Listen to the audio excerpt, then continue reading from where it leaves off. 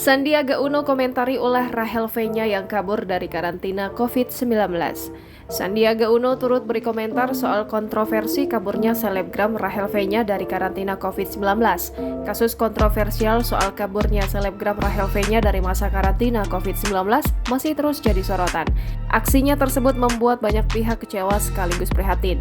Bagaimana tidak, dalam kasusnya itu Rachel V-nya tak hanya melakukan aksinya sendiri, namun juga dibantu oleh oknum TNI. Tindakan tak terpuji itu akhirnya menaruh kekecewaan di hati masyarakat dan berbagai pihak, tak terkecuali Menteri Pariwisata dan Ekonomi Kreatif Sandiaga Uno. Sandiaga Uno mengaku geram dan kecewa dengan aksi Rachel V-nya yang notabene adalah seorang publik figur yang tentu menjadi sorotan. Karena menurutnya semua pihak sudah berusaha mengatasi pandemi sebaik mungkin. Namun karena satu kesalahan yang dilakukan publik figur ini membuat usaha yang dilakukan pemerintah terasa sia-sia saja.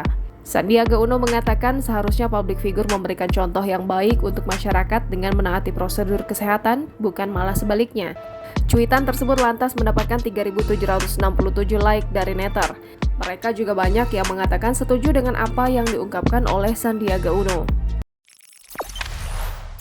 Jangan lupa subscribe, share, komen, dan like ya!